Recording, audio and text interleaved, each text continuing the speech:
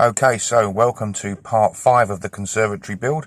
Haven't got a lot done this week because I have been at work, but I'm rendering the outside with the top coat now all the way around. I'm only going to show you the front. I'm gonna put it on quite quick because I'm not going to muck about with it. I'm just going to give it a sponge finish because it is going to be painted to match the house. So I'll let you sit back and enjoy the rendering skills of a tool restorer. This has had a 8-in-1 mix of PVA white glue go on this render before this top coat. This top coat render has got integral water.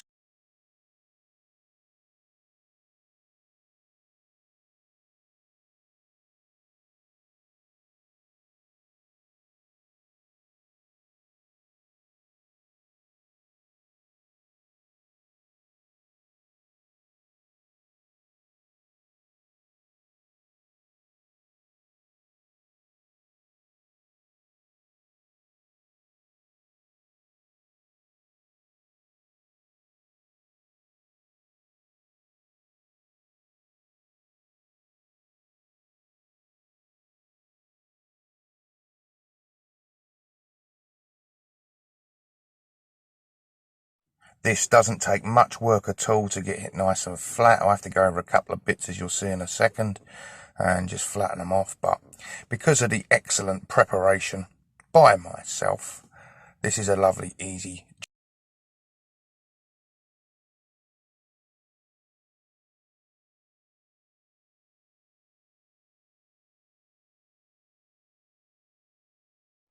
As you can see, the foreman has decided that I've nearly finished this side, so it's time for her to put the PVA on the other side.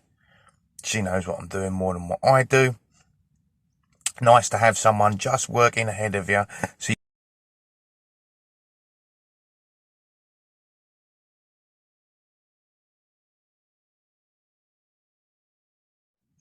easiest way to apply this, as you can see, is with a little hand brush for sweeping up. Much better than a paintbrush.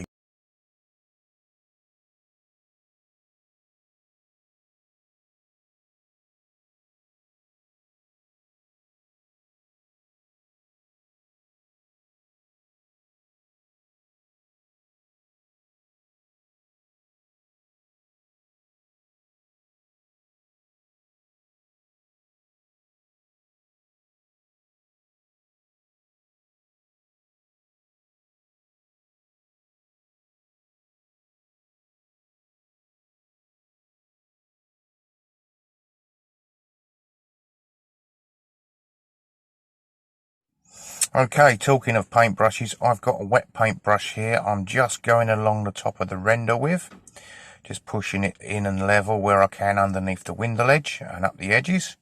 Use your thumb just like silicone, clean it off, can't go wrong. And then I shall go over the rest with a damp sponge. I prefer to use a real Tyler's sponge. They just seem to work better and don't fall apart like the cheapy pound sponges. Here we go, and just use circular motions, and this will just take any divots or raised surfaces off and level it all out. Don't do it if the render's too wet or you'll pull it off. If you see runs, you're doing it wrong.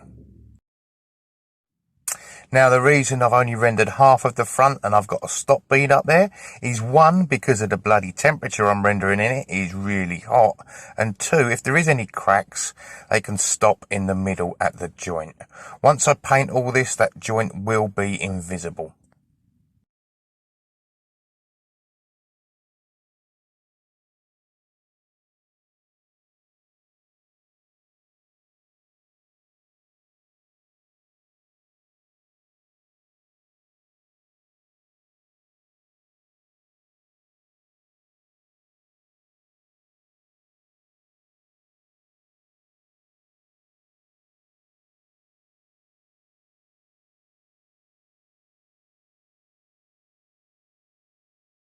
Here we go now on the other side, hyper fast. I'll skip bits, jump bits. It takes about a minute to go through this. It's nice to see it progress at this speed. I wish I could have stood back and watched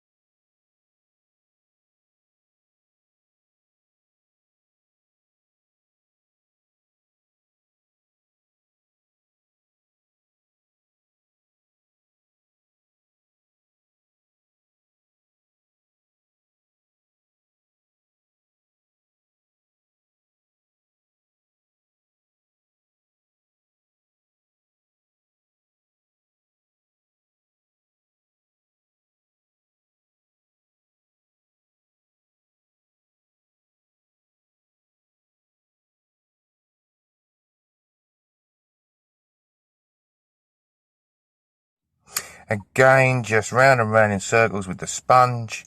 This will near enough level it all up. Don't want it hyper flat.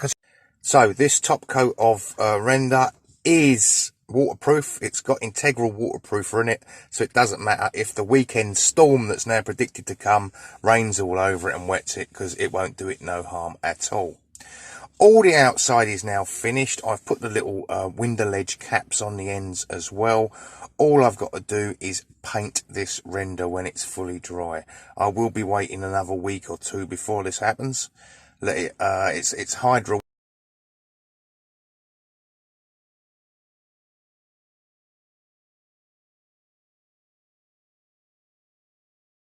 Here's the supervisor again, just supervising, checking that I'm not slacking or sleeping, and move on to the next job.